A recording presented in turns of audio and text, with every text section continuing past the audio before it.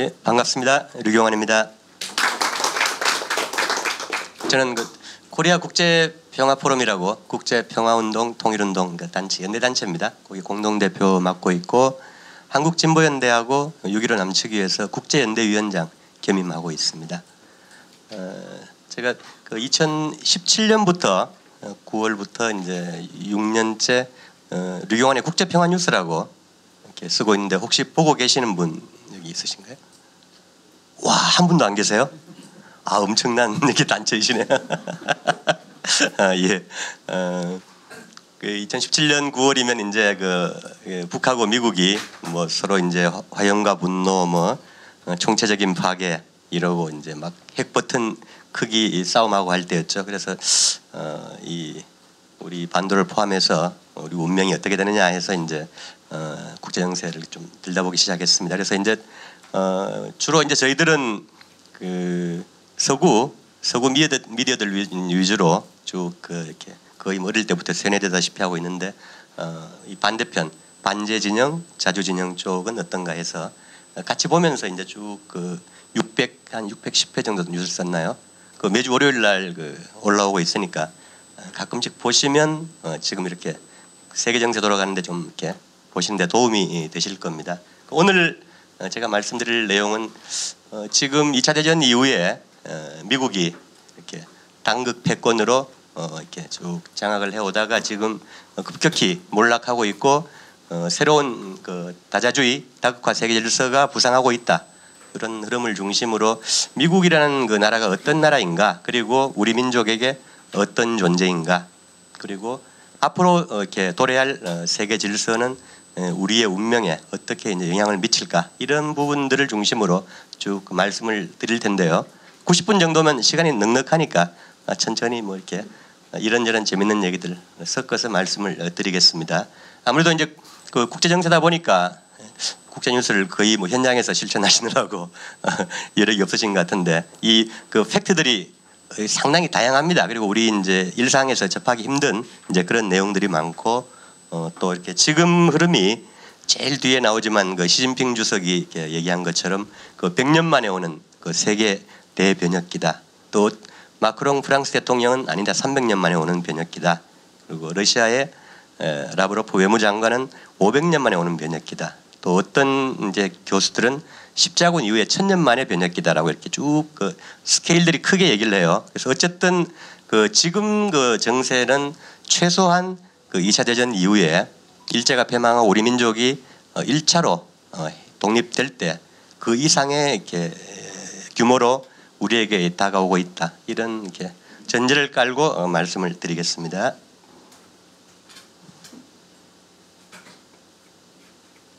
제일 위에는 39대 미국 대통령 지미 카터죠. 지금 이 양반은 24년생입니다. 그래서 지금 우리 나이로 100살, 반년 전에 이제 호스피스 들어가서 지금 골골하고 있는데 이 죽기 전에 마지막으로 이렇게 착한 일을 하나 했어요. 5년 전에 이렇게 이 양반이 독실한 침례 신자인데 침례교 교회 간증에서 미국이 건국 이후에 전쟁을 하지 않은 기간은 단 16년이다. 인류 역사상 가장 호전적인 국가이다라고 이렇게 고백을 했습니다. 그리고 밑에는 암살된 킹 목사죠. 지구상에서 일어나는 모든 폭력의 원천은 우리 조국 미국이다. 그리고 바로 암살되죠. 미국이 45년도 2차 대전 끝날 때 전 세계 GDP 생산량의 절반을 차지했어요. 엄청난 나라죠. 그리고 인류 역사상 가장 단기간에 가장 이렇게 광범위하게 제국을 이루었다가 지금 역설적으로 가장 빠르게 망해가는 제국입니다. 어쨌든 건국 이후에 250년 가까운 기간 동안 약 400여 차례 해외 전쟁에 개입을 했고 그 절반이 2차 대전 이후에 당국 패권을 장악한 뒤에, 그리고 또 그 절반은 30년 전 90년 냉전 종식 이후에 개입을 합니다. 지역별로도 저렇게 다양하죠. 전쟁 연표를 쭉 보시면 나름대로 독립전쟁 이후에 영국과 그 다음에 이제 캐나다를 침략하고 1846년에 멕시코 전쟁을 일으킵니다. 그래서 2년 동안 침략을 해서 당시 멕시코 영토의 55%를 이렇게 빼앗아요. 그래서 이제 그 서쪽에 지금 미국의 영토의 한 거의 뭐 한 40% 정도 되는 광대한 영토를 뺐습니다. 그래서 북미 대륙 전체를 이제 확보하죠. 61년도에는 뭐 그 내전이 있었고 본격적으로 팽창을 하는 거는 이제 1898년도 스페인 전쟁 때부터입니다. 이 그 스페인 함대를 이제 격침하면서 괌이나 푸에르토리코 그다음에 필리핀까지 먹죠. 필리핀까지 먹고 4년 동안 그 필리핀을 이렇게 그 전쟁을 벌이면서 또 한 200만을 이렇게 학살을 합니다. 그리고 17년도 1차 세계대전 이거는 이제 제국주의 열강들 간의 뭐 2차 대전도 그렇지만 그 식민지 영토 쟁탈전이었죠. 그때 힘을 비축하고 2차 대전 때 본격적으로 이제 유럽 전체에 군수품과 기름을 제공하고 독일과 소련을 죽자고 싸움을 붙여요. 서로 무기를 대주고 기름 대주고 하면서 이렇게 나치도 열렬히 지원합니다. 미국이. 그래서 이제 그 세계 최강의 그 산업 그다음에 군사력을 이제 배경으로 종전 이후에 일곱 패권국으로 떠오르게 됩니다. 그리고 불행히도 이제 2차 대전 이후에 미국이 47년도까지 히틀러가 버틸 줄 알았는데 44년 5년도에 히틀러가 항복을 나치가 망해버리죠. 그러니까 이제 군수품 남은 재고들 처분하기 위해서 이 한국 전쟁에 그 막대한 물량들을 투입합니다. 그래서 태평양 전쟁 시기보다 훨씬 더 많은 이렇게 무기를 한국 전쟁에 3년 동안 쏟아부으면서 정전 협상을 의도적으로 2년 이상 지연시키죠. 그 과정에 남북에서는 이제 약 400만에서 500만 정도가 희생되는 그 무한 소모전 초토화 작전을 진행합니다. 그리고 불행하게도 731 부대 유산인 그 마루타 부대, 그 마루타 부대의 모든 이렇게 그 결과물들을 연구치들을 전부 미국이 확보해서 한국 전쟁에서 이시시로까지 투입해서 부대장이죠. 세균전까지 하는 인류 역사상 그 핵 전범국이자 또 전쟁에서 세균전, 화학전을 치른 유일한 국가로 이렇게 나오게 됩니다. 그리고 베트남 전쟁에서 역시 한 300만 이상을 학살하고 그리고 90년 걸프전 그다음에 2001년 9.11 뭐 거의 뭐 자작극이라는 설이 많은데 9.11 사태 이후에 아프간을 침공하고 2003년에 그 대량살상 무기라는 21세기의 가장 이렇게 노골적인 이렇게 사기극을 벌이면서 또 이라크를 침공해서 200만 이상을 또 학살하게 됩니다. 그래서 요건 이제 튀르키예에서 재작년에 나온 그 보도인데요. 미국의 그 제노사이드에 준하는 대량 학살을 건국 이후에 약 8,400만 정도로 추산을 했습니다. 여기는 그 아메리카 원주민 약 7천만에서 1억 살해한 것들을 이제 포함되어 있는데 미국이 워낙 그 전 세계에 대해서 그 학살을 많이 벌였기 때문에 이 정확한 통계치는 잘 나오지 않습니다. 중동의 전쟁도 지난 30년 마찬가지이고 대부분이 이렇게 추정치들입니다. 아프리카 노예 무역 왼쪽에 보시면 그 노예들을 실어 나르는 배죠. 그 대서양을 건너기 위해서 저렇게 배를 개조해가지고 몇 층으로 그냥 정어리처럼 이렇게 실어 나릅니다. 그 과정에 약 3천만 정도로 추정을 하는데요. 아프리카 노예들 그 중에서 이송 과정, 그 다음에 이제 여러 학대, 그 다음에 이렇게 미국에서 저항하다가 학살되고 해서 약 1,000만 명 정도가 사망한 것으로 추정이 됩니다. 지금 이제 그 니제리아에서 또 그 아프리카 사헬 벨트에서 반미 반제 쿠데타들이 연속이 벌어지고 있는 게 이런 역사적인 유전자에 각인된 그 원한들을 배경으로 하고 있는 겁니다. 뒤에 잠깐 또 말씀드리겠습니다. 저 양반은 그 재작년에 작고한 그 케네디 때 미국 법무장관입니다. 램지 클라크라고 세계적인 평화활동가입니다. 아주 이렇게 그 법무장관까지 지냈는데 그 미국의 해외 팽창주의 개입 정책에 대해서 이렇게 강력하게 저항하면서 아주 그 국제 평화 운동에 반전 평화 운동에 아주 큰 족적을 남긴 분입니다. 그래서 2차 대전 이후에 미국의 대외 정책이 모든 이렇게 지구촌 범죄의 근원이다. 요즘 잘 나가는 또 제프리 삭스 교수, 세계에서 가장 폭력적인 국가는 미국이다. 뭐 이 외에도 노엄 촘스키 교수나 여러 양반들이 해마다 미국의 대통령들을 전범으로 고발을 하고 있는데 아직 미국이 힘이 있기 때문에 크게 울림은 없는 그런 상황이 지속되고 있습니다. 중국 외교부의 요거는 이제 한 3년 전에 발표인데요. 2차 대전 이후에 세계 150여 개 지역에서 250회 정도 무장 충돌이 생겼는데 그 중에 미국이 81%를 일으켰다. 이건 전부 이제 숫자로만 나와 있는데 저 사이에 이 무수한 그 학살 범죄, 반인륜 범죄, 그 다음에 그 실향민들, 해외 난민들이 이렇게 발생하죠. 요건 이제 미국 브라운 대학교 보고서의 내용입니다. 2001년 그 9.11 이후에 그 테러와의 전쟁을 명목으로 전 세계에 개입해서 약 1,200만을 죽였다. 그리고 그로 인한 그 난민들만 4,800만에서 5,900만이다. 지금 그 지구촌 80억 인구 중에 그 난민들은 국내의 난민들 포함해서 약 1억 정도 되고 있는데 그게 대부분 자본주의 그 미국이 일으킨 그 전쟁에 기인하는 피해자들입니다. 제일 심한 난민들 이라크, 시리아, 소말리아 등등이죠. 이거는 이제 캐나다의 독립언론 글로벌 리서치라는 데서 그 해마다 이제 중요한 보고서를 내는데 미국이 2차 대전 이후에 37개국을 침공해서 2천만에서 3천만을 살해했다. 이렇게 해마다 레포트가 나옵니다. 왼쪽에는 쭉 그 45년도 이후에 침략한 국가들이죠. 연도별로. 연표가 상당히 깁니다.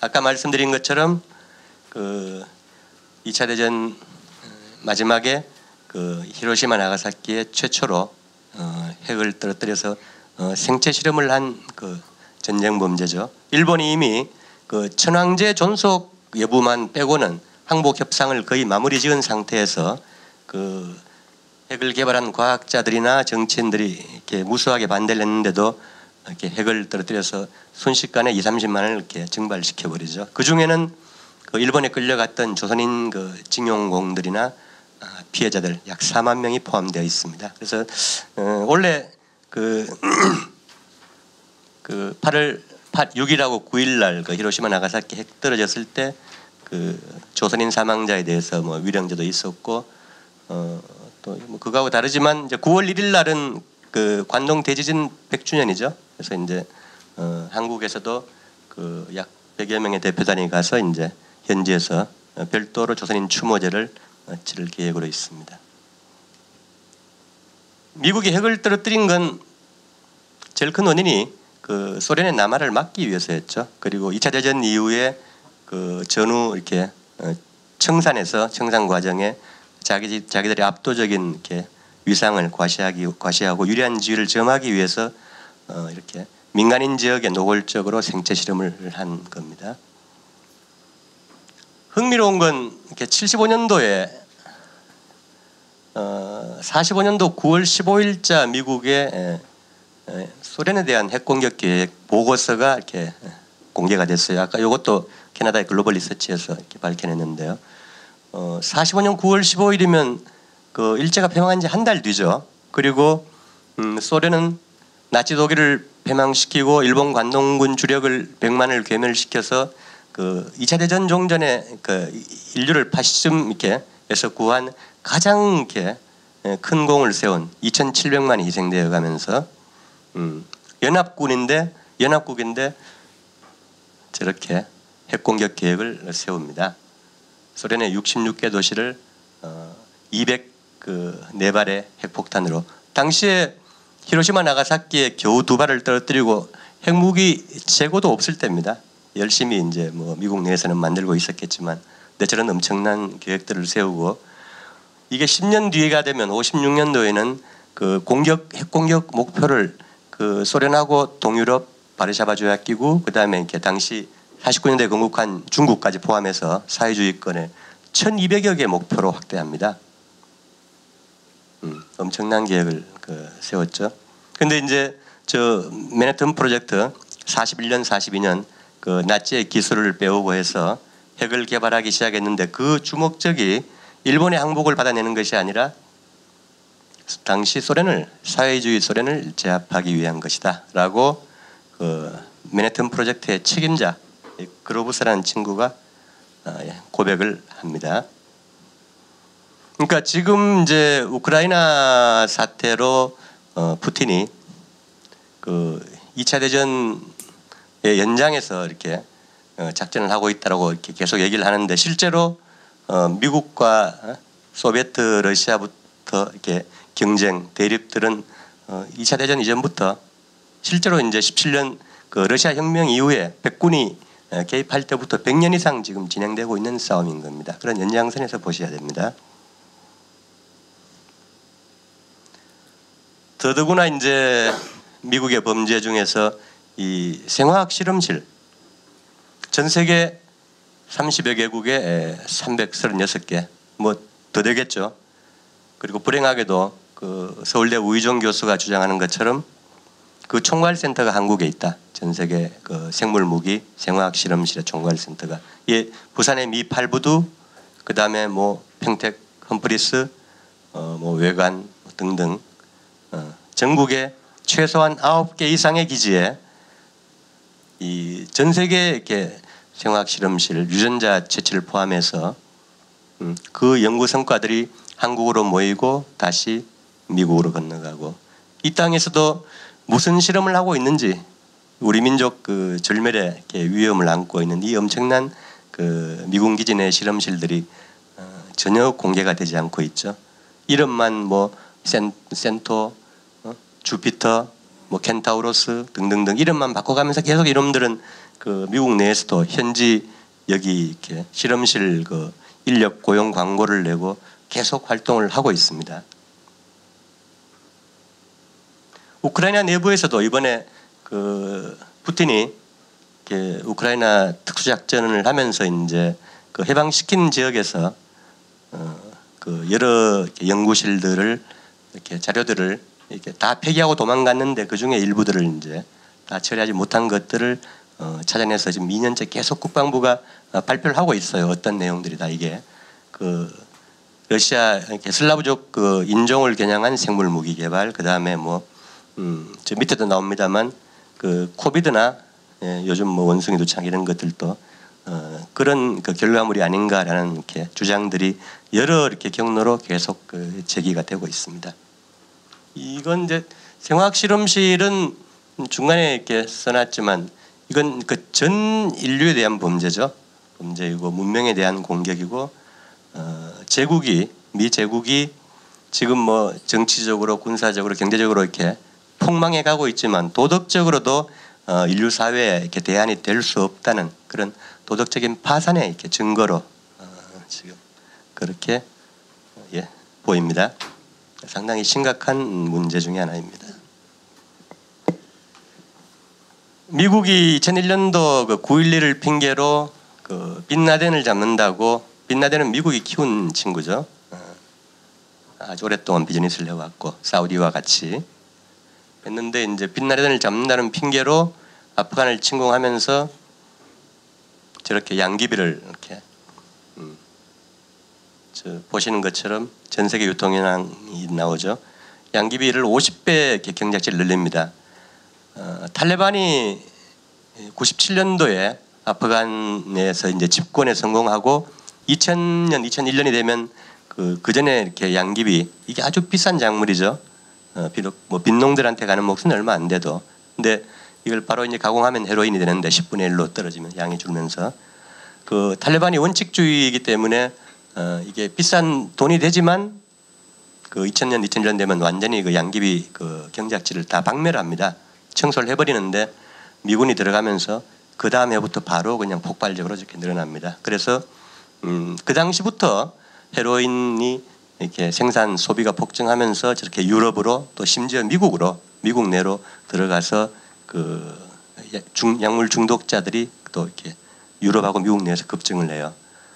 근데 재밌는 게 저렇게 50배 늘어난 게 양귀비 경작지가 그 재작년에 8월 15일 날 미국이 그 아프간에서 야반 도주하고 탈레반이 다시 집권하면서 또 싹 정리를 해버립니다. 그래서 작년에 벌써 저 경작지 한 80% 이상을 이렇게 쓸어버리고 다른 이제 그 식용작물로 쭉 대체를 해나갑니다. 그래서 역시 글로벌 리서치 보도입니다. 그 전 세계 마약의 90%는 그 CIA가 관리하고 있다. 이게 그 이렇게 생산하고 그 유통해서 소비하고 그걸 그 자금 세탁하고 연 한 1조 달러 정도 시장으로 봐요. 근데 그거를 그 현지 이렇게 농민들을 경작시키고 군벌들이 관리해서 세탁하고 이렇게 대규모로 유통할 수 있는 시스템은 실제로 저런 조직이 아니면 못하는 거죠. 개별 뭐 어디 단위나 개별 국가가 할 수 있는 게 아닙니다. 그래서 세계 3대 마약 산지가 저기 아프가니스탄하고 그 다음에 어디죠? 저기 미얀마하고 태국 국경지대 그리고 콜롬비아, 베네수엘라 국경지대죠. 근데 지금 흥미로운 게 이 세 지역이 다 지금 그 반제 진영으로 미국이 쫓겨나고 미얀마도 재작년에 이렇게 군부 쿠데타로 아웅산 수치가 친미 정권이 쫓겨났죠. 그리고 콜롬비아, 베네수엘라 쪽 베네수엘라야 뭐 워낙 반제 진영이니까 콜롬비아도 작년에 그 선거로 지금 중도 좌파 정권으로 이렇게 옮겨갔죠. 아프가니스탄 해방됐고 근데 CIA가 돈줄이 좀 마르겠죠.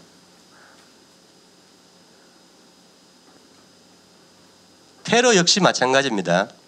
계속 그 아프가니스탄 얘기를 하게 되는데 그 79년도 전후에서 미국이 그 구소련을 이렇게 유인해서 이렇게 진을 빼고 파괴하기 위해 내부 파괴를 하기 위해서 그 당시 아프가니스탄 인민공화국 뭐 그럭저럭 잘 나가던 그냥 회교 국가였습니다. 여성들의 우리 개념과 달리 여성들의 권익도 충분히 보장이 되고 그냥 적당히 이렇게 발전하던 나라였는데 거기에 파키스탄을 통해서 무자히딘 테러리스트를 이렇게 마구 투입합니다. 그래서 그 아프간 공화국이 감당이 안 되니까 그 러시아에 참전을 요청하죠. 그래서 러시아가 침공을 한 게 아니라 그냥 주권 국가가 주권국가 형제국가의 요청을 받아서 국가 대 국가로 이렇게 도움을 주러 이렇게 들어간 겁니다. 국제법적으로 침공이 아닙니다.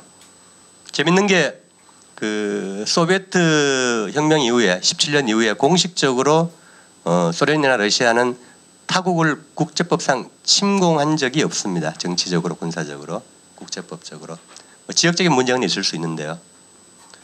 중국도 49년도 건국 이후에 지금까지 한 차례 이렇게 다른 나라에 쳐들어갔어요. 어디죠? 78년도에 베트남입니다. 베트남에 잠깐 들어갔다가 혼나고 한 3개월 만에 철수해버립니다. 그러니까 미국이 건국 이후에 저렇게 400여 차례 전쟁을 하고 2차 대전 이후에만 37개국에 들어가서 또 80개국에 쿠데타를 일으키고 정권교체 공작, 색깔혁명을 할 때 적어도 사회주의권에서는 타국을 침공한 적이 없다. 정책적으로 철학적으로 그런 나라들이죠. 어쨌든 그 테러를 아까 무자히딘 미국 그 예를 들었지만 그렇게 아프간에 미국이 소련을 불러들여서 10년 동안 진을 빼고 결국은 90년에 러시아 소련이 망하죠. 그 무자히딘 테러리스트들이 지하디스트들이 이제 80년대 그 파키스탄 아프간에서 활동한 미국이 돈 대고 무기 대고 훈련시키고 한 그 지하디스트들이 30만 명입니다. 30만. 그 30만 명이 90년대 이후에 탈레반이 집권하고는 이렇게 전 세계로 흩어져서 다시 그 지역 분쟁, 그 전략적인 불안정 모든 뿌리가 되는 겁니다. 전 세계. 이게 미국의 실체입니다. 뭐 테러와의 전쟁을 한다고 하는 게 아니라 저런 그 부시나 럼스펠드, 딕 체니, 그 다음에 힐러리 클린턴, 콘돌리자 라이스 다 이런 친구들이 이렇게 돈 대고 무기 대서 테러를 배양한 겁니다. 이거는 위키릭스 폭로에도 지금 상당히 많이 나와 있고요. 그래서 전 세계 정보를 가장 많이 가지고 있는 그 러시아 푸틴이 세계 테러의 95%는 그 CIA에서 만들어진다. 이 우리 통상적인 관념하고 많이 다르죠. 우리가 흔히 그 북이나 그 미국에 맞서는 나라들에 대해서 악마화할 때 그 단골 소재가 테러, 마약, 그 다음에 뭐 위조 지폐, 인권 그러죠. 이게 뒤집어본 미국의 실제 민낯입니다. 그래서 이제 간략하게 미국의 전쟁 범죄들을 짚어봤는데요. 이런 그 인류사에서 단기간에 가장 폐악질을 많이 한 악의 축이죠. 미국 그리고 이스라엘 뭐 이 정도 될 텐데 영국까지 이런 그 제국의 세계가 지금 이렇게 급격히 저물어 가고 있다. 이게 지금 현재 국제 정세 요체입니다. 얼마 전에 그 아프리카 러시아 정상회담하고 49개국 아프리카 정상이 러시아에 모였죠. 그리고 돌아가자마자 이제 니제리아에서 반미 반 프랑스 이제 군부 쿠데타가 났죠. 그리고 7.27 전승절에 북의 전승절에 중국 러시아 대표단이 와서 무장 장비 다 시찰하고 열병식 보고 화성 17, 18형에 이제 경의를 표한 거죠. 그러면서 북의 이제 비핵화도 사실 물 건너갔고 그리고 북에서는 지금 핵 선제 타격 가능성까지 이렇게 노골적으로 거론하면서 미국을 위협해도 미국이 이제 꿀먹은 벙어리가 될 수밖에 없는 이런 상황이고 우크라이나에서도 거의 뭐 그 패배의 마지막 길목에 몰려 있는 지금 그런 정세가 역동적으로 펼쳐지고 있는 게 현 국제 정세입니다. 이 거대한 그 정세 변화의 그 시작이 작년 2월 24일 우크라이나 특수 군사 작전이죠. 구체적으로는 이제 미국이 뭐 우리가 익히 아시는 것처럼 달러 이제 군사 패권이 급격히 추락하면서 정치 패권도 동시에 몰락하고 있다. 그리고 일국 패권이 무너지면서 그 EU 나토를 중심으로 한 그 500년 대서양 동맹도 동시에 약화되고 있다.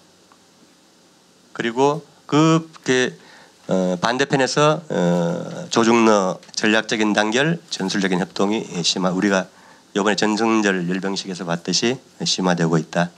그리고 그 중국의 1대1로 그 푸틴의 대유라시아 동반자 체제가 확장되고 있고 특이한 건 이런 그 정세 변화들이 그 조중러 이란 등의 군사력의 우위를 배경으로 물리적으로 강제가 되고 있다는 겁니다. 그래서 지금 상황들은 뒤에서도 좀 살펴보겠지만 그 불가역적으로 진전되는 그것도 아주 빠르게 진전되는 상황이다.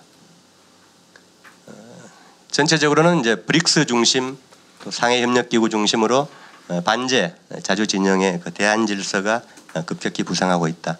이번 그 8월 22일, 23일 남아공에서 열리는 그 브릭스 정상회담이 이제 아마 지구촌 정세 그 전환의 분기점이 될 것으로 예상되는데요.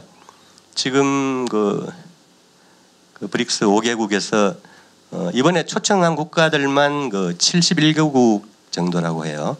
그러니까 지구촌 5대양 6대주에 빵구 좀 끼는 나라들은 대부분 다 초청이 된 거죠. 그리고 이미 그 23개국 정도가 브릭스에 가입 신청을 하고 있는데 이 나라들이 전부 지역의 이렇게 맹주급들입니다. 아주 큰 나라들이고 또 그만한 또한 20여 개국이 지금 그 가입을 검토하고 있는 그런 상황입니다.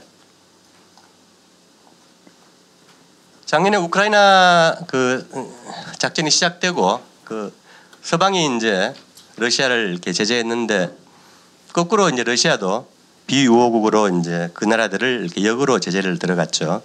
그 과정에서 지금 미국이나 유럽 경제들은 폭망을 하고 있고 그 러시아는 지금 그 경제 지표들이 뭐 실업률, 물가 그 이런 것들이 그 사상 거의 최고 수준으로 경제 지표가 아주 양호한 그 실적을 보이고 있습니다. 전쟁을 하고 있는 나라라고는 믿기지 않는 그런 상황인데요. 그 와중에 그 미국의 그 패권축 달러와 군사 패권이 급격히 지금 약해지고 있는 상황입니다. 군사 패권은 뭐 뒤에 보실 텐데요. 제재가 역으로 부메랑이 돼 돌아오면서 그 브레진스키라는 그 미국의 대전략가가 90년대 경고했던 그 러시아를 중국 쪽으로 너무 밀어붙이지 마라. 그리고 러시아하고 중국하고 이란이 손잡게 하지 말라.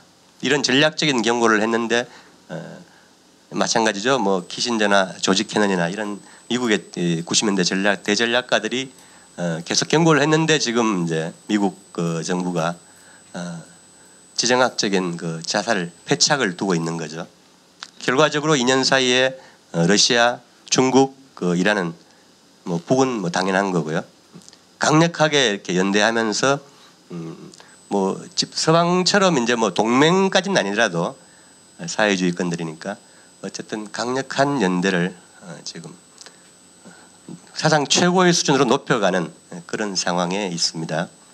그래서 그 지난 2년간 드러난 거는 그 러시아가 세계 최대 면적의 그 식량 최대 수출국, 그다음에 자원, 에너지, 기술 모두 그 자급자족할 수 있다는 이런 거를 이제 전 세계에 증명해 보인 거죠. 그리고 국제결제통신망에서 러시아를 쫓아냈는데 뭐 러시아는 관계없이 이제 잘 나가고 있고 그 자체 통신망들을 지금 중국이나 글로벌 사우스 쪽하고 같이 이제 구축해 나가고 있고 그다음에 그 달러를 안 쓰고 현지 통화로 지금 뭐 거의 한 40여 개국이 그 달러를 안 쓰고 현지 통화로 이제 거래를 하고 있는데 이게 연말쯤 되면 한 80개국 정도 된다고 그래요. 그러면 지구상에 경제적으로 어느 정도 규모가 있는 나라들은 거의 다 달러를 안 쓰게 되는 거죠.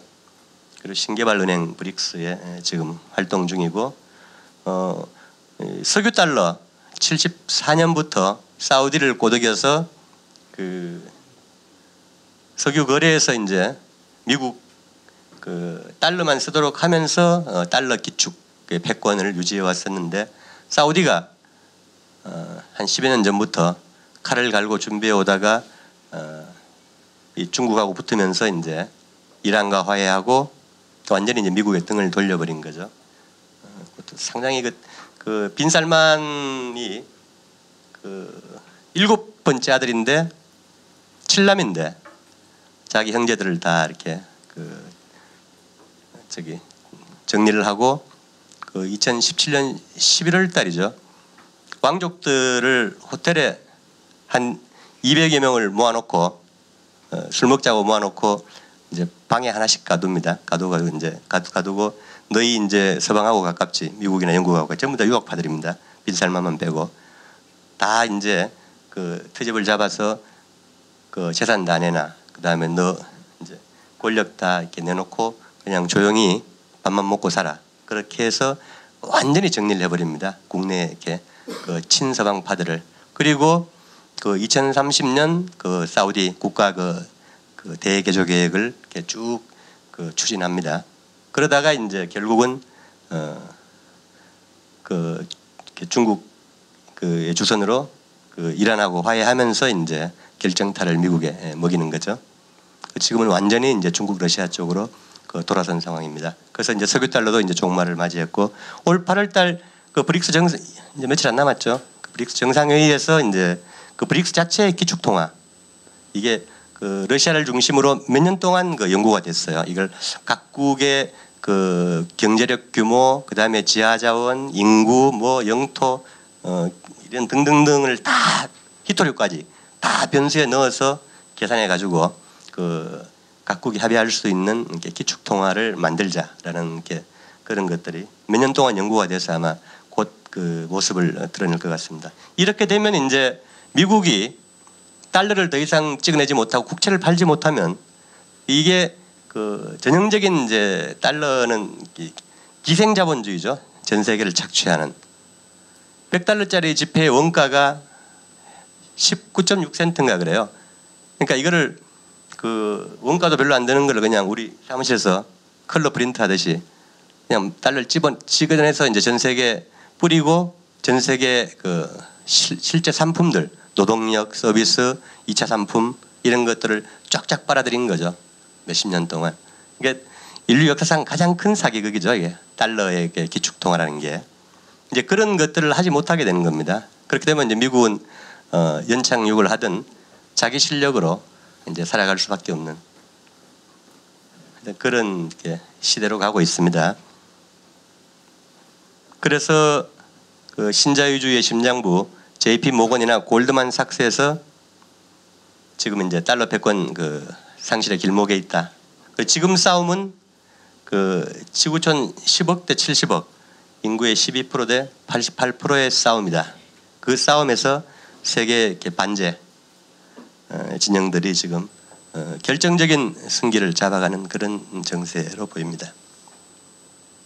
그래서 이 뭐 우크라이나만은 아니겠지만 결정적으로 이제 미국의 모든 실력들을 다 까발키면서 그 러시아가 앞장서서 이런저런 대리전을 치르고 있는데, 어쨌든 그 미국 헤게모니가 무너지고 국제 정세가 한 시대를 마감하고 미 패권이 종말이 가속화되는 다극 세계의 새로운 시대. 아까 말씀드린 것처럼 푸틴은 이제 우크라이나 대리전을 그 2차 대전의 연장선에서 보고 있다. 그리고 우크라이나만이 아니라 그 집단 서방이라고 일컬어지는 그 미국, 영국, 그 나토 집단 서방 전체의 그 비군사화, 탈라치화를 진행 중이다. 이게 그 지금 이제 우리나라까지 이제 탄약을 이렇게 뜯어갈 정도로 삥 뜯어갈 정도로 지금 그 서방 쪽에는 그 탄약이나 이렇게 탄알 자체가 고갈돼 버렸어요. 지금 독일, 뭐 영국, 프랑스 탄약 재고가 한 이틀에서 한 4일분 정도밖에 안 남았다고 합니다. 그러니까 지금 그 뭘 하더라도 서방은 계속 전쟁을 그 수행하고 우크라이나를 지원할 여력이 없을 뿐더러 그 러시아는 거꾸로 지금 그 전시 그 생산 체제에서 그 군수 산업의 생산력이 최근에 보면 한 달 사이에 작년 1년 동안 그 러시아가 생산했던 군수 그 탄약이나 뭐 이런 설비들, 드론 뭐 등등 생산력을 그 보여주고 있습니다. 반면에 우크라이나는 지금 한 40만 정도 이렇게 사망하고 부상자가 약 100만에서 200만 정도로 추정을 합니다. 인구가 한 절반 정도로 줄었고 그 사이에 그 서방의 지원을 받으면서 젤렌스키는 이제 그 자금 세탁에서 빼돌리고 미국 민주당도 역시 빼돌리고 이렇게 영토를 이렇게 다국적 기업에 팔아먹고 국가 자산들도 국영 기업들도 민영화하면서 열심히 그 나라를 공중분해시키고 있는 그런 상황입니다. 그래서 이제 이 그 우크라이나가 회생할 방법은 뭐 거의 없어 보이는데, 문제는 이제 작년 전쟁 나고 한 달 만에 우크라이나하고 러시아가 평화협상을 거의 마무리했다가 그 미국, 영국이 노하면서 하룻밤 사이에 틀어버리죠. 그래서 지금 원래 그 미국이 2014년 그 마이단 쿠데타로 50억 달러를 들여가지고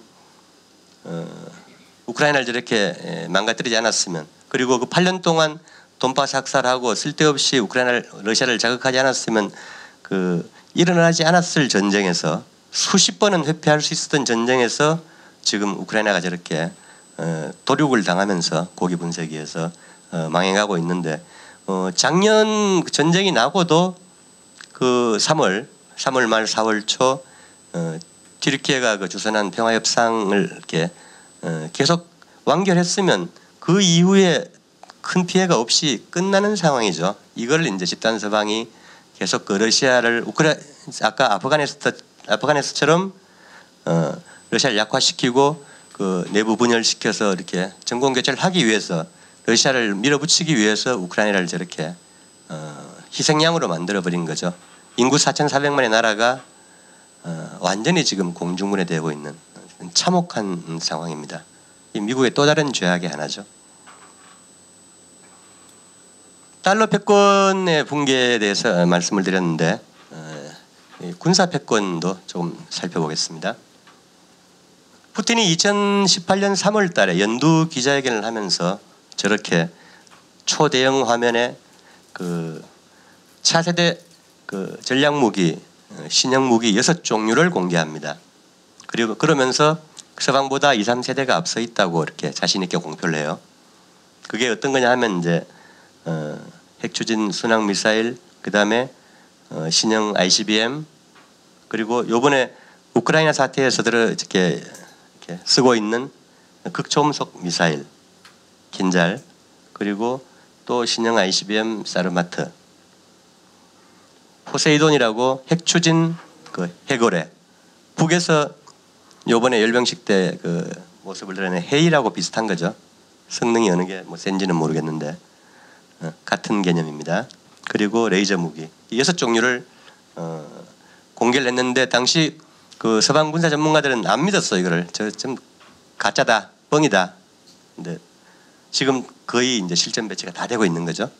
6종류가 다 실제로. 그리고 우크라이나에서 이렇게 실전 테스트가 되고 있고, 북에서도 화성 15, 17, 18 나올 때 뭐 종이로 만들었다고 그러고, 그 다음에 그 잠수함에서 쏘면 뭐 이렇게 바지선에서 어떻게 했다 그러고 이제 폄하를 했는데, 북에서도 이미 다 실전 배치가 되고 있는 똑같은 상황이죠. 어쨌든 그 2, 3세대 앞선 무기 체계다. 하나만 그 실례를 들어보죠. 사르마트 ICBM하고 미국이 자랑하는 미니트맨 3. 이 미국이 아까 2차 대전 이후에 전 세계 생산 GDP의 절반을 차지했다고 했는데 워낙 강대했죠. 당시에는 실력도 있었고 파워도 있었고. 그 미국이 자랑하던 미니트맨 3가 이렇게 60년대 개발해서 1970년에 실전 배치한 이렇게 당대 최강의 ICBM이죠. 그 미니트맨 3의 수명이 그 2030년까지입니다. 지금은 그 저 30만 개 부품을 이제 그냥 2년마다 한 번씩 그 비싼 값에 국방 예산 빼먹으면서 바꿔주면서 1년에 한 4차례씩 그냥 잘 날아가나 안 날아가나 이제 그냥 시험 발사만 하고 있죠. 무맥하게 400기인데. 러시아가 그 최근에 실전 배치하고 있는 사르마트는 그 당연히 최근에 초현대식 기술로 해서 2070년까지 운영합니다. 그러니까 보시면 50년 차이가 나죠. 두 세대 차이가 납니다. 이게 실력입니다. 이게 사거리는 뭐 현대 무기에서 별로 의미가 없고, 탄두 중량도 보시면 10개 다 탄두 7.5메가톤에 350kg, 약 20배 차이 납니다. 한 발에서, 미사일 한 발에. 중량도 6배, 전장 직경도 뭐 애와 어른 싸움이고. 그래서 이 사르마트 한 발이면 한 발로 이제 프랑스나 뭐 텍사스 주 하나를 이렇게 파괴할 수 있는 그런 기능이죠. 아까 앞에 말씀드린 이 포세이돈 수중 드론도 해골에 한 발이면 영국이 전체가 그 방사능 쓰나미로 잠긴다고 하죠. 이렇게 현대 무기들이 전쟁이 있어서는 안 되는 게 이럴 정도로 이제 파괴력이 엄청난 수준에 올라간 겁니다. 그만큼. 근데 이런 무기 체계들이 미국에는, 그리고 집단 서방에는 없는 체계들이죠. 중국 역시 마찬가지입니다. 그 뚱펑 시리즈로 뚱펑 17, 뭐 21, 27, 31, 저기 ICBM 41, 뚱펑 100까지 그 다양한 그 ICBM, 극초음속 미사일, 그 다음에 대륙 국가니까 뭐 지대함, 그 다음에 이제 뭐 지대공 이런 등등 첨단 그 미사일들 다 완비하고 있죠. 현대전은 미사일전이니까요. 재작년에 그 지구 궤도를 돌다가 이제 떨어지는 그 부분 궤도 폭격 체계라고, EMP는 많이 들어보셨죠? FOBS라는 무기 체계가 있습니다. 그걸 재작년 7월 8월 달에 중국이 그 시험했을 때 그 미국에서 현대 물리학의 경계를 돌파한 성과다라는 그런 평가가 나왔습니다. 그만큼 그 현대 무기 체계들이 앞선 나라들은 상당히 앞서가고 있다. 미국은 없는 무기들입니다. 북도 마찬가지죠. 북도 거의 모든 그 미사일 체계들을 완비했다, 개발해서 다 실전 배치하고 있다. 뭐 제목도 잘 짓죠. 화성, 뭐 북극성, 해일, 번개, 화살 등등등. 예. 그 극초음속 포함해서 더구나 이제 그 대구경 장사포까지 지금 다 완비하고 있죠. 재밌는 게 이란입니다. 그 지난달에 마 13에서 15 극초음속 미사일을 공개했죠. 공개하면서 세계 네 번째 개발이라고 했습니다. 나머지 세 개는 어디죠? 당연히 러시아, 중국, 조선이죠. 네 번째. 그리고 페르시아만 지역의 안보와 안정은 자신들의 억지력에 의해서 보장된다라고 큰 소리를 쳤습니다.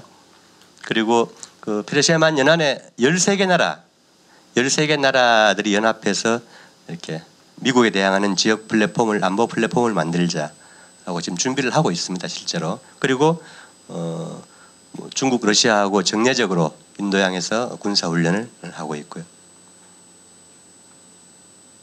우크라이나에서 5월달 중순하고 하순에 두 번 그 러시아 극초음속 킨자리 패트리엇 포대를 박살내버렸죠. 저 포대 하나가 1조 5천억 정도 하는 포대 몇 개를 깨버렸습니다. 미국의 그 군사 패권, 강대성의 신화가 산산이 깨진 거죠. 하늘에 뚜껑이 열려버린 겁니다. 그러면 전쟁을 못해요. 뭐 미사일이 봐주는 것도 아니고. 푸틴이 패트리엇이 구식이다, 100% 파괴할 수 있다고 장담했는데 실제로 이렇게 그렇게 된 거죠. 그 동안은 미국의 그 무기 체계들이 그 가성비가 아주 이렇게 엉망이죠. 그 가격만 비싸고 성능은 별론데 미군하고 붙을 일이 없으니까 그동안 지구촌에서 그 검증을 할 수가 없었던 거죠. 근데 이제 우크라이나에서 드디어 저렇게 깨졌고, 물론 패트리엇은 그 전에도 그 예멘의 후티 그 자주 군대들이 그 사우디 아람코 정유시설을 공격하면서 그때도 이미 패트리엇 방공망이 뚫려버렸죠. 그때 빈살만이 열받아 가지고 이제 이란하고 관계 개선하러 뛰어갔고, 그거를 이제 중재하던 이란의 솔레이마니를 미국이 암살해버리고 뭐 그런 사인이 있었습니다만, 어쨌든 패트리엇이 완전히 껍데기에 불과하다는 게 이번에 확실히 드러난 겁니다. 나사에 37년을 근무했던 그 박철이라는 공학자가 있어요. 세계적인 그 미사일하고 우주선 개발 분야에 그 상도, 이렇게 유명한 상도 받고 한 37년을 근무한 아주 베테랑이 있는데 몇 년 전에 통일뉴스하고 이렇게 인터뷰하면서 국내에 들어와서 그런 얘기를 했어요. 패트리엇하고 사드 이 방공 무기 체계들이 이 명중률이 0에 수렴한다. 그러니까 거의 안 맞는다는 거죠. 그냥 이제 미국이 야 우리가 만들었으니까 비싼 값에 사 해서 그냥 배치해 놓고 있는 겁니다. 속도를 보시면 공격하는 이렇게 날아오는 놈은 마 10에서 10인데 막는 놈이 4.1입니다. 그러니까 이게 옛날에 뭐 총알로 총알을 막을 수 있느니 없느니 논쟁이 있었는데 지금은 그 총알을 화살로 이렇게 맞추려고 하는 그런 격입니다. 게임이 안 되는 거죠. 사거리도 보시면 그 방공 패트리엇은 사거리가 기껏 70km, 러시아가 자랑하는 중간급 방공 시스템 S-400이죠. 600km입니다. 그러니까 이게 싸움이 될 수가 없겠죠. 거기다가 러시아는 그 S-400 방공 미사일 시스템은 그 중국하고 이란, 인도, 튀르키예에 이미 공급을 했고 다 현지 배치가 되어 있습니다. 그리고 이란은 이제 들어가고 있고, 그리고 모스크바에는 그 위 그 시스템인 S-500을 이미 실전 배치를 했습니다. 그리고 더더구나 한 발 더 나가서 S-550으로 개량을 하고 있고, 그러니까 이 미국하고 비교를 해보면 뭐 비교가 불가한 그런 상태이죠, 질적으로. 더더구나 미국은 그 펜타곤이 이게 4월달에 그 로키드 마틴하고 몇 년 동안 뭐 조중로가 극초음속 잘 나가니까 야 우리도 큰일 났다 해서 극초음속을 개발하다가 최종 실패를 했어요. 로키드 마틴에서 그 예산을 끊어버리고 너희들하고 이제 안 놀아 하고 결별을 해버렸습니다. 그런 상태입니다. 그래서 푸틴이 2, 3세대 앞서 있다고 하는 것들이 계속 그 실제 검증이 되어가는 그런 상황입니다. 문제는 이 그 상황들을 그 전 세계 군사 매니아들, 특히 아까 제일 앞에 살펴보신 것처럼 미국의 그 수십 년 동안 당해왔던 그 중동이나 중남미, 아프리카 국가들이 다 보고 있는 거죠. 지금 그 니제르나 아프리카 그 젊은 군부들이 미국이나 서방에 대해서 저렇게 자신 있게 들고 일어날 수 있는 것들의 이렇게 뒷배들이 이런 그 물리력이 뒷받침되고 있어서 그런 겁니다. 그래서 전체적으로 미국의 군사 패권이 어떻게 망가지고 있는가? 현대전은 미사일전이라고 아까 말씀드렸죠. 앞에 쭉 잠깐 살펴보신 것처럼 이렇게 수량이나 종류, 성능에서 미국이 압도적인 열세이다. 그리고 그 기술 격차가 그냥 격차가 아니고 심연이라고 표현을 합니다. 어비스라고. 미국 내에서의 평가입니다. 따라잡을 수 없다는 거죠.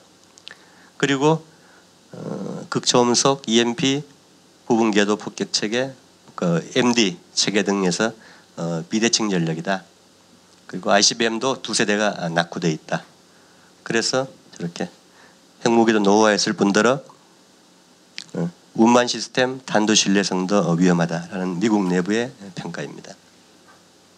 항공모함은 미국이 그동안 항공모함 하나가 이제 한 나라의 국방력하고 비슷하죠. 저걸 몰고 다니면서 무자비하게 폭격을 하고 나라를 초토화시킨 다음에 이렇게 육군 보병이 진입하는 그런 그 약소국을 상대로 자원은 많지만 국방력이 약한 이라크나 리비아, 아프가니스탄 이런 나라들을 깰 때 써먹었는데 이제는 그 미사일 몇 발로 그냥 격침돼 버리는. 그래서 중국이 그 지난달에 20여 차례 이렇게 슈퍼컴퓨터를 동원한 이게 워게임 시뮬레이션 결과를 발표했어요. 해보니까 극초음속 미사일 섞어서 한 24발 정도의 미사일이면 항모 전단 전체를 파괴할 수 있다라는 결과를 발표했습니다. 미국은 꿀먹은 벙어리가 되어버렸습니다. 저 제럴드 포드함이 미국에 지금 한 11개, 12개 정도 그 항모 중에서 절반 정도는 못 쓰고 낡아서 술이 들어가 있고 한데 그 가장 마지막에 몇 년 전에 만든 그 항모입니다. 이전에 항모들이 하나 만들면 한 5조 원 정도 들었는데 제럴드 포드는 이놈들이 그 예산을 신무기를 장착하고 신기술 이렇게 적용한다고 하면서 예산을 뻥튀기 해가지고 17조로 이렇게 뻥튀기 해서 만든 거예요. 3배 이상 들었죠. 그 미국 납세자들이 예산을 다 빼먹는 겁니다. 볼트 하나에 막 2,000불 이렇게 청구를 하니까 이놈들이. 근데 그 최첨단 항모 전단도 저렇게 미사일 몇 발이면 파괴된다. 그래서 중국 앞바다에 제1도련선, 제2도련선 하는 것들이 현대전에서는 사실 크게 의미가 없는 이제 그런 상황으로 가고 있습니다. 토마호크 미국이 자랑하는 미사일이 그동안 이라크나 아프간 칠 때 토마호크 하루에 막 300발에서 1000발을 쏩니다. 옛날에 10억, 100억 달러씩 한 발에 10억씩 하는 이런 미사일들을 하루에 막 1조 원씩 쓰는 거죠.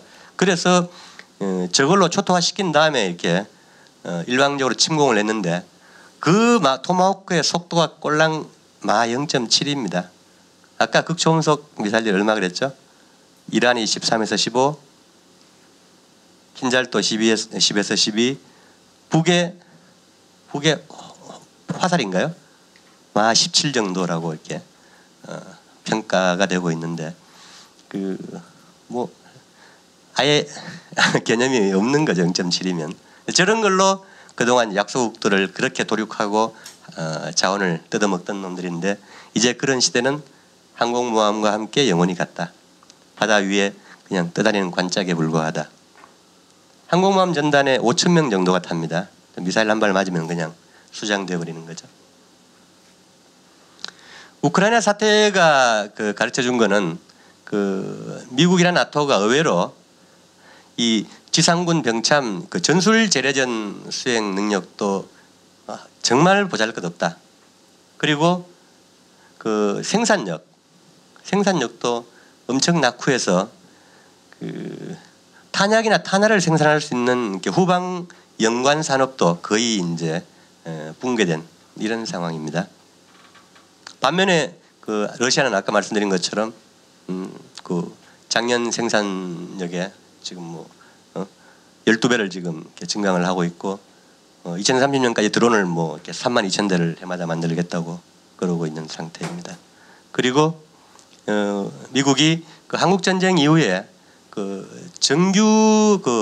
정규전 육군 전투 경험이 없다. 그리고 지금은 2개의 전쟁은커녕 1개의 전쟁도 그 제대로 치를 실력이 안 된다라는 게 지금 검증이 되고 있습니다. 반면에 반제 진영은 이제 갈수록 이제 강화되고 있죠. 조중로 이란만 해도 엄청난 전력을 구축하고 있고, 이번에 그 전승절 열병식이나 아니면 저기 무장 장비 그 전시장에서 보여준 그 북의 실력만 해도 사실 엄청난 거죠. 이란 역시 그 미사일하고 드론 부문의 초강국으로 이미 부상한 상태이고 극초음속까지 지금 보유하고 있고요. 재밌는 게 인도가 그 쿼드로 미국 그 하고 이제 그 동맹에 발가락을 살짝 걸치고 그냥 그 중국하고 미국 사이에서 이 간보기를 하고 있는데, 그건 이제 신용만 하고 있을 뿐이고, 그 인도도 이제 그 러시아하고 브라모스라는 자기 그 미사일 시스템에 그 극초음속을 도입하기 위해서 협력을 시작했습니다. 그리고 인도의 그 해군력과 공군력의 60%에서 80%가 러시아산입니다. 그러니까 러시아하고 이렇게 떨어질 수가 없는 거죠. 미국하고 이제 뭐 쿼드로 이렇게 미국 그 약간 비율을 맞춰주고 있는 거는 그냥 중간에서 이제 줄타기 하면서 즐기고 있는 거죠. 이렇게 그 창과 방패 모두에서 미국의 군사 패권은 급속히 껍데기가 되어가고 있다. 그러면서 이제 달러 군사 패권이 대변하는 일극 패권이 몰락하고 있다. 대서양 동맹도 균열되고 약해지고 있다. 지금 뭐 유럽은 그 러시아의 싼 에너지를 스스로 끊으면서 미국 그 LNG 뭐 이런 것들은 4배에서 7배 정도 비싸게 사고 있죠. 그리고 그 동맹 궁핍 팔아가지고 이혜영 교수가 2차 산업들이 거의 망가지고 있습니다. 농업도 그렇고. 그래서 지금 그 아마 1, 2년 지나면 거의 뭐 거지가 되어가지 않을까. 유럽 자체가 지금 이렇게 망가지고 있습니다. 그래서 미국의 그 랜드 연구소라는 데서 그 2019년에 낸 보고서에 그 우크라이나에 러시아를 아프간처럼 끌어들여서 그 과잉 팽창을 유도하고 약화시켜서 이제 푸틴 정권을 어떻게 교체해보자라는 이런 보고서를 이렇게 냈는데, 거꾸로 이제 미국 그 대서양 동맹이 이렇게 약화되면서 유럽 내에서도 그 지금 그동안 뭐 그 녹색당이니 뭐 노동당이니 등등등 이렇게 제법 뭐 약간 삼인주의의 껍데기를 걸치고 있던 것들이 이제는 그 정권 유럽 내에서 이제 그 탈미 흐름, 정권 교체 흐름들이 조금씩 계속 일어나고 있습니다. 앞으로 이제 경제가 악화되면 이제 더 심해지겠죠. 그리고 그 푸틴은 우크라이나전 시작할 때 저런 게 의미심장한 말을 했어요. 유럽이 그 정치 군사적으로 주권을 완전히 상실한 상태에 있다. 그리고 특히 그 독일과 일본, 한국이 미국에 점령당해 있다라는 표현을 써요. 아큐파이.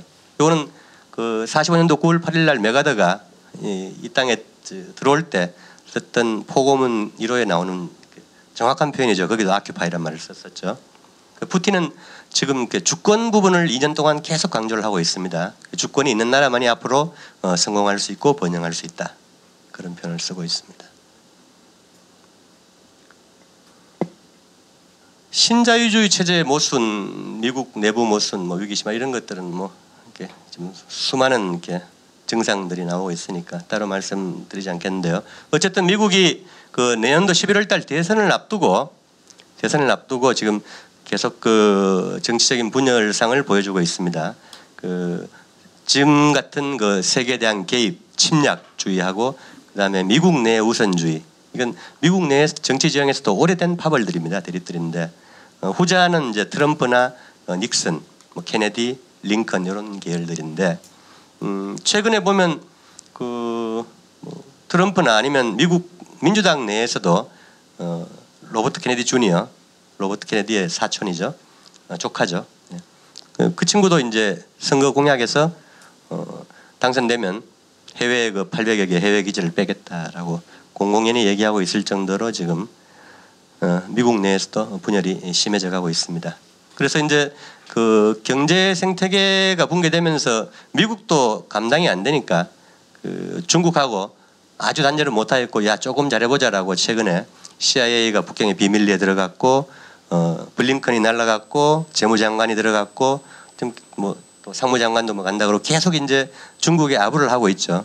위험 분산만 조금만 하자라고 좀 우리 체면만 좀 봐주면서 잘 지내보자라고 하는데 그러면서 뒤에서는 이제 대만 계속 자극하고 호박씨를 까고 있는 거죠. 전체적으로 그 달러 군사 패권이 이제 동반 그 추락하게 되면 그 미국 내 뭐 최근에 잠시 이제 그 부채 한도 조정하면서 금융위기를 덮었지만 이런 것들이 아직 상존하고 있는 거죠. 그리고 해외 기지들이 앞에 살펴본 것처럼 그 가상의 적들의 반제 진영의 미사일밥에 완전히 노출되어 있는 상태에서 이게 달러까지 찍어내지 못하면 800여 기지를 운영하기도 힘들어지죠. 돈이 없으니까. 그러면 이제 어쩔 수 없이 그 약한 고리에서부터 후퇴할 수밖에 없는 이제 그런 상황들이 벌어질 겁니다. 이게 이전에 뭐 한 1000여 개 있던 기지들이 지금 계속 줄어서 지금은 한 750개 정도로 지금 줄고 있는 상태입니다. 마지막에 버티는 데가 독일하고 일본하고 한국이 되겠죠. 불행하게도. 그러니까 이제 우리가 해야 될 역할들이 따로 있겠죠. 그래서 미국이 이렇게 망해가는 상태에서 그 중국하고 뭐 신냉전이라는 이상한 개념들을 이렇게 만들어내고 인도태평양 전략, 아시아판 나토를 구축하겠다 등등등 이제 하고 있는데 우크라이나에서도 패배에 내몰리고 말씀드린 것처럼 중국 봉쇄에도 실패하면서 이런저런 뭐 쿼드, 파이브 아이즈, 오커스, 민주주의 동맹, 뭐 IPEF, IRA, 치포 뭐 오만 개 아무 단체 대잔치죠. 이게 마구 만들고 결합하려고 하는데 이게 구심력이 약한 거죠. 별 힘을 발휘하지 못하는데 불행하게도 우리는 이 태평양에서 미국, 일본, 한국의 그 하위 동맹으로 삼각 군사 동맹이 지금 구체화되어 가면서 계속 그 강력하게 끌려 들어가는 아주 이렇게 위험한 상황에 몰려 있다.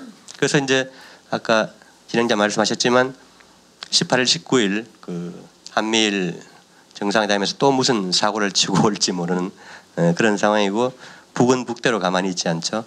핵 선제 타격을 예고하고 상당히 이제 심각한 상황이죠. 어쨌든 그 이렇게 대각에서는 이제 그 브릭스라는 그 다자주의 다극화 세계 질서가 부상을 하고 있습니다.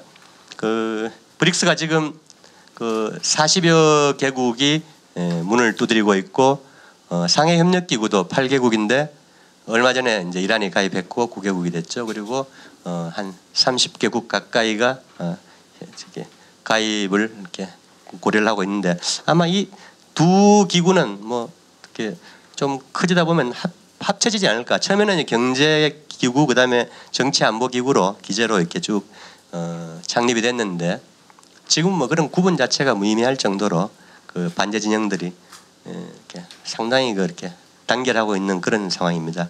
그래서 크게 볼 때 2차 대전 이후에 그 미국이 그 세계 장악을 하고 통제 관리하기 위해서 만든 전선 조직들, UN, 뭐 IMF, 세계은행, 나토, 뭐 등등등 이런 이제 조직들이 미국이 힘이 빠지면서 동시에 붕괴되어 가고 있다. 그래서 내용적으로는 그 미국이라는 제국이 자행해 왔던 이 침략하고 사륙하고 약탈을 하면서 강권과 전횡을 저질러 왔던 이런 질서에서 자주평등, 호혜 친선에 기초한 이렇게 다극화 세계로 흘러가고 있다. 그것도 아주 빠르게. 푸틴이 500년 그 유럽과의 관계를 절연하고 아시아로 회귀하면서 이렇게 주창하는 대유라시아 동반자 체제도 마찬가지죠. 아까 말씀드린 중국, 러시아, 이란이 강력한 구심을 형성하면서 그 브릭스나 상해협력기구, 그 유라시아 경제연합, 그다음에 아세안 10개국, 그다음에 아프리카 연합 55개국, 중남미 국가공동체 33개국, 그리고 이슬람 국가기구 57개국 이런 나라들이 막 중첩되면서 강력하게 이렇게 연대해 나가기 시작하고 있다. 이 보시는 것처럼 상해 협력 기구에 이제 지난달에 이란이 가입하면서 저렇게 거의 유라시아 전체가 아세안은 뭐 당연히 같이 협력을 하고 있으니까 있고 그 브릭스의 향후 이렇게 발전 이렇게 추세를 이제 보여주는 겁니다. 그러니까 그 서방의 미국, 캐나다, 유럽, 호주, 남한하고 일본 정도를 빼고는 거의 포괄되는 이런 양상이고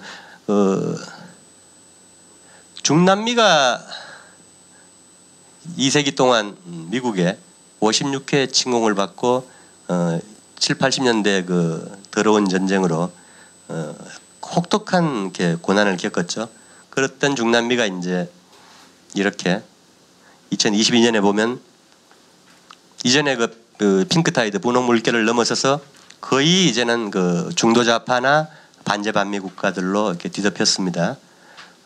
작년에만 저렇게 페루하고 칠레, 콜롬비아, 브라질까지 다 넘어왔죠. 넘어왔는데 페루에서는 작년에 미국이 쿠데타를 일으켜서 지금 반동의 흐름이 일시적으로 진행 중입니다. 그래서 아마 그 수십만이 시위하고 지금 저항을 하고 있는데 예전 같으면 거의 다 친미 국가로 있었기 때문에 저런 쿠데타를 해도 표가 안 나는데 지금은 오히려 친미 쿠데타를 해도 그 나라만 고립되어 있기 때문에 영내에서 크게 힘을 못 쓰는 그런 이렇게 흐름들이 보이고 있습니다. 어쨌든 그 중남미도 그 쿠바나 니카라구아, 베네수엘라가 강력한 반제 전선의 핵을 구축한 상태에서 멕시코나 브라질, 아르헨티나 등등도 이제 넘어오고 있다. 그리고 전부 이제 무역 결제에서 위안화를 쓰는 거죠. 달러 안 쓰고. 흥미로운 게 이제 요 며칠 사이에 화제가 되고 있는 아프리카입니다. 니제르 중앙에서 이게 쿠데타가 났는데요. 이게 그 아프리카의 고난의 뿌리는 당연히 그 15세기 이후에 시작된 그 노예 무역, 노예 노동이죠. 당시에 그 미국에 도착한 그 건강한 노예의 몸값이 얼마 정도였을까요? 거래되던 노예의 몸값이 20살 건강한 남성의 예? 지금 돈으로 5천만 원이었습니다. 지금 돈 가치기들. 왜냐하면 한번 수입해 오면 3, 40년 죽을 때까지 부려먹을 수, 공짜로 부려먹을 수 있으니까. 그러니까.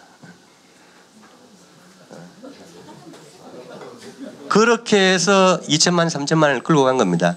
그 영국이 해가 지지 않는 나라라고 이렇게 전 세계에서 200년 이상 그 인류 역사상 가장 혹독하게 미국보다 훨씬 착취를 많이 했죠. 영국이 노예 무역을 독점해서 그 아프리카에 이제 무역선으로 아프리카의 그 노예주나 부족장들에게 줄 뭐 그 공장 제품이나 이런 것들을 싣고 가서 팔아먹고 노예를 가득 채워서 미국으로 실어주고 거기에서 노예들이 경작한 뭐 커피, 목화, 그다음에 뭐 이런 것들을 사탕, 설탕 이런 것들을 다시 싣고 와서 이 그 세 번의 이렇게 무역으로 영국이 산업혁명이 시작했고 지금까지 이렇게 인류를 그 뜯어먹은 거죠. 인도에서의 뭐 수탈은 말도 못하는 거고요. 수억을 죽이면서 착취를 했으니까.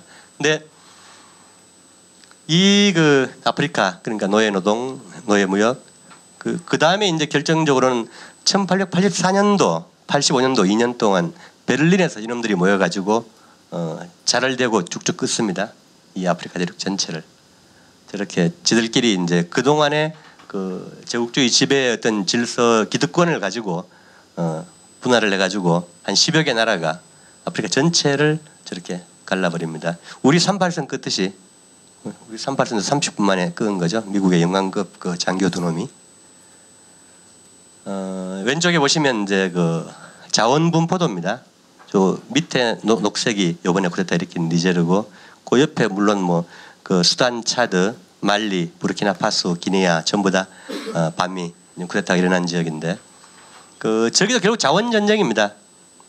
그 중간에 쭉 그 파이프라인 올라가는 것처럼 그 유럽이 지금 러시아의 싼 이렇게 천연가스를 끊고 노르트 스트림을 파괴한 다음에 겨울이 추워지니까 이제 저렇게 그 북아프리카에서 자원을 석유와 가스를 빼가기 위한 저 프로젝트인데 중간에 니제르가 이번에 쐐기를 박아버린 거죠. 명줄을 끊고 그 프랑스로 가는 그 우라늄, 그 다음에 가스 파이프라인을 차단을 해버리고 금까지 수출을 몽땅 금지하고 미군하고 프랑스군은 즉시 떠나라고 최후 통첩을 한 상태이죠. 오른쪽은 프랑스의 구식민지 20개국 지도입니다. 지독하게 해먹은 거죠. 프랑스의 영국도 마찬가지입니다만 그 프랑스가 가진 부의 60%에서 80%는 아마 이 아프리카에서 나왔을 겁니다. 근데 이제 프랑스 같은 경우는 지금 깝깝하죠. 이 구식민지 15개 정도 나라에서 그 프랑스 그 프랑 통화 체제로 묶어두고 조폐 발행비까지 뜯어먹고 또 이렇게 구식민지 관성으로 이제 착취를 해왔는데 지금 이제 그 우라늄 막히고 원유 가스 막히면 이제 프랑스도 미국처럼 이제는 자기 실력으로 살아가야 되는 거죠. 프랑스에 지금 그 주식인 빵 가게들이 무수하게 지금 문을 닫고 있습니다. 나라가 지금 거의 이제 비실비실해 가는 거죠. 이 우라늄 이게 니제르 이번 사태의 핵심 역시 우라늄인데 우라늄은 그 러시아에서 그 유럽에 그 원전 원료를 한 40% 정도 공급을 해요. 그리고 그 니제르 포함해서 아프리카에서도 한 15% 20% 정도 갈 텐데 이것들이 막히게 되면 그 프랑스가 57개 원전 가동을 못 하게 되겠죠. 안 축소를 해야 되고 그렇다고 갑자기 뭐 어떻게 석탄 떼서 발전할 수도 없고 이렇게 유럽이 이렇게 그 제국 그 주의 그 신식민 지배 사슬이 끊기면 이제는 그 총체적으로 이렇게 무너지게 되어 있는 질서입니다. 그래서 지금 그 아프리카가 그걸 막기 위해서 저렇게 무수한 쿠데타를 한 거죠. 52년도 이후에 왼쪽에 보시면 저 숫자들이 그 나라의 쿠데타로 성공한 것도 있고 실패한 것도 있지만 전부 이제 대부분이 친미 쿠데타죠. 그리고 오른쪽은 프랑스가 암살한 각국 지도자들이 있는 나라들이 아프리카 전체에서 그 50년대 이후에도 그 알제리도 민족해방투쟁하면서 150만씩 학살되고 있는데 처절하게 아프리카도 투쟁을 해왔습니다. 이제 그게 제국들이 약화되면서 이제 동시에 지금 저항들이 터져나오고 있는 거죠. 왼쪽에 보시면 그 미국의 아프리카 군사기지, 오른쪽은 그 러시아와 군사 협정을 체결한 아프리카 국가입니다. 이게 중첩되어 있기도 해요. 이렇게 양다리 걸치고 있기도 하고 이 중에는 또 그 바그너 그룹도 들어가서 열심히 활동을 하고 있는데 그 어떻게 러시아는 뭐 어쨌든 사회주의권의 전통이 있기 때문에 이제 그 군 주둔 같은 건 잘 안 하고 특별한 경우 아니면 그 시리아 같은 경우 아니면 그리고 이제 동맹이 아니라 그냥 군사 협정 체결해서 그냥 뭐 서로 좀 이렇게 무기 지원하고 뭐 잘 해보자라는 주의인데 미국은 직접 저렇게 공식적으로 22개 뭐 비공식적으로 한 4, 50개 되겠죠. 그 아프리카 사령부도 있고 이번에 쿠데타가 난 니제리아에도 드론 기지 포함해서 이렇게 서너 개 군사 기지들이 있습니다. 요 가운데는 이제 이번에 러시아 아프리카 2차 정상회담 러시아에서 열린 것이고 왼쪽은 그 녹색이 지금 그 반제 진영입니다. 이번에 쿠데타가 난 니제리아를 포함해서 그리고 그 에코와스 밑에 그 주황색이 그 미국의 꼬붕들 나이지리아 포함해서 근데 그 니제리아 군사 침공하겠다고 했는데 이렇게 일주일 시간 지났습니다만 결행을 못 하고 있는 이런 상태입니다. 그래서 아프리카는 어쨌든 500년에 그 사슬을 끊고 저렇게 다시 이렇게 부활하고 있고 이전 같은 이런 엉터리 없는 그 착취 시스템은 이제 영원히 물 건너갔다. 그리고 아프리카가 중동 뭐 유라시아 그다음에 중남미에 이어서 제국의 마지막 그 무덤으로 가고 있다. 그래서 지금 전체 정세를 보면 500년 만에 그 대전환기이자 새로운 문명의 세계에 초입에 있다라는 게 여러 이렇게 평가입니다. 앞서 말씀드린 그 시진핑 100년 만에 대변혁기, 그 다음에 그 인류 운명 공동체를 구축하자라는 표현을 자주 쓰죠.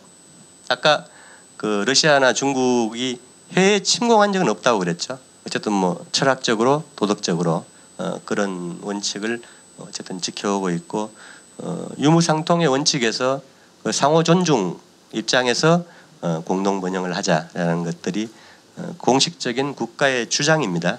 지도자의.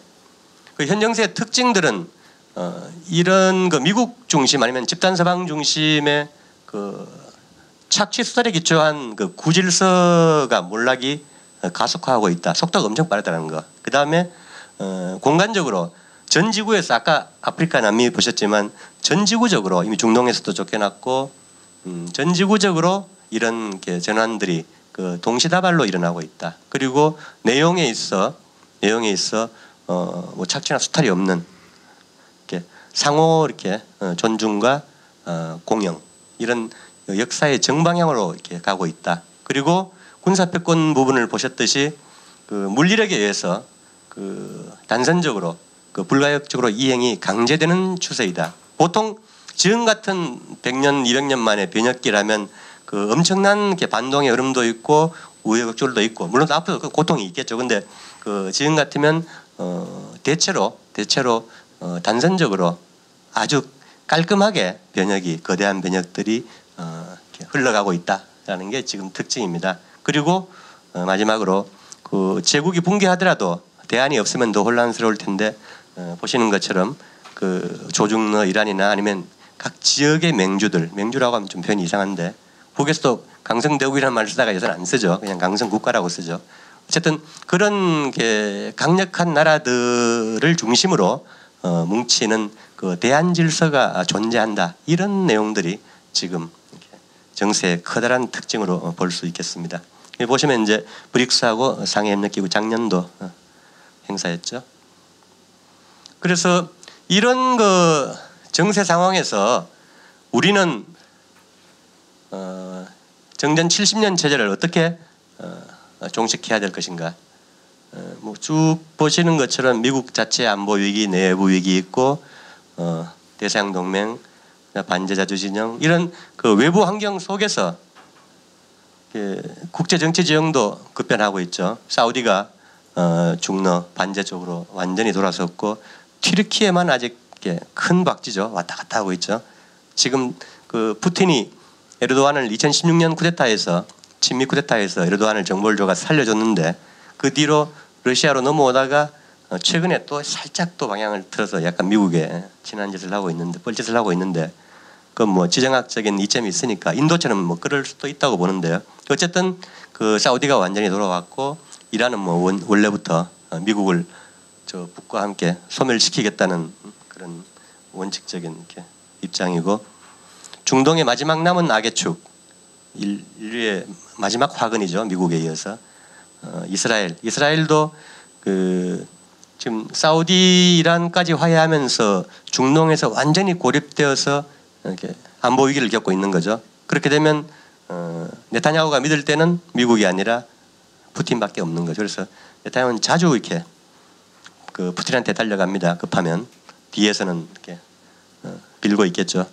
그리고 이제 그 중국하고도 7월달에 네타냐후가 방문을 하기로 했는데 미국이 좀 막고 있는 것 같아요. 조금씩 이제 지연되고 있습니다. 근데 이제 이스라엘의 운명도 일각에 달렸다. 중동 전체에서 이스라엘 미국이 힘이 빠지면 어떤 현상이 나타나냐 하면 아직 그 미국이 일부 점령하고 있는 이라크, 시리아, 석유하고 미를 훔치고 있죠. 그 다음에 그 21세기 최악의 인도주의적인 위기 예멘 전쟁도 끝나게 됩니다. 사우디가 미국 대리전으로 예멘을 봉쇄하고 제재하고 그 공습 폭탄을 떨어뜨리던 그런 이제 전쟁도 끝나가게 되고 여기가 끝나면 이제 그 2011년 가다피가 학살되면서 망했던 그 리비아도 12년째 지금 아직 그 일부 내전 중인데 정치 협상을 통한 그 새로운 평화 이렇게 체제로 갈 수 있는 가능성이 커지게 되겠죠. 그래서 그 미국 이스라엘이 힘이 약해지면 지구촌 전체 정세에 이렇게 평화 무드가 오게 됩니다. 그런 것들이 크게 우리의 운명에도 영향을 미치게 되고요. 그 지금 급해진 미국이 일본을 기시다를 지금 살살 이렇게 등을 밀어서 조일 협상 얘기가 나오고 있죠. 기시다가 올 초부터 계속 그 뭐 북하고 협상을 하겠다고 얘기를 했던 게 그 사이에 벌써 이제 조일 간에 그 해외에서 몇 차례 비공식 협상을 했던 것 같고, 그리고 9월달에 다시 기시다의 그 방북설이 나오고 있죠. 그래서 미국이 이제 큰 틀에서 전략적으로 화해 무드로 가기 위해서 중국하고 수교할 때처럼 일본을 먼저 등 떠밀어서 조일 협상을 이렇게 강제하고 있는 그런 상황입니다. 그 나머지 변수들도 뭐 대만이나 우리 쪽, 중동, 아프리카 지금 쿠데타 난데 등등해서 뭐 국지적인 충돌 가능성이나 내년 미국 대선이 변수가 될 수도 있고. 근데 이제 우리 입장에서는 우리 남북을 이렇게 포괄하는 민족 그 내부 역량이 어느 정도냐, 그리고 그 분단 고통에 대해서 참을 수 있는 임계점이 어디냐, 특히 북쪽에서는 더 그렇겠죠. 이런 부분들이 변수가 될 것입니다. 그래서 이제 그 평화협정으로 이렇게 갈 거냐, 그렇지 않으면 강대강으로 마지막 그 승부를 봐야 할 것인가, 미국이 우선적으로 결정을 해야 될 시점이 임박했다, 이렇게 보입니다. 그래서 이제 지금 우리 전선에 이제 주 전선은 그 조중로의 그 단일 대미 전선에서 이제 그 미국, 일본, 한국의 동맹이 대결하는 양상인데, 불행히도 한국, 일본, 대만이 그 미국의 패권 몰락을 그 지연시키는 방파제이면서 지금 윤석열처럼 아주 충직한 그 돌격대로 제일 앞선에 서 있다. 그래서 아주 위험한 지금 상황에 내몰리고 있습니다. 어쨌든 우리가 정세를 볼 때는 앞에 쭉 그 살펴본 것처럼 그 전지구적인, 그리고 좀 시간을 길게 보는 통시적인, 그리고 낙관적인 정세 인식이 필요하다라는 걸 전제로 깔고 우리 민족끼리 원칙, 그 다음에 그 남북 조매 사이에 기존의 합의 이행을 압박하고 무엇보다 이제 남북연대, 남북해외, 국제연대를 통해서 임박한 전쟁 위협들을 억제하는 그런 노력들이 필요하지 않을까 합니다. 올해가 한반도 정전 70년인데 쭉 앞에서 살펴본 어떤 그 지구촌 전체 정세에 유리한 흐름들을 등에 업고, 지금 뭐 남쪽에서는 아주 이렇게 극단적인 이렇게 대립, 그 다음에 암울한 상황으로 몰리고 있는 것 같지만, 또 이렇게 어느 순간에 좀 큰 차원에서 돌파구가 열릴 수도 있다, 말씀드리면서 오늘 강연 마치겠습니다. 고맙습니다.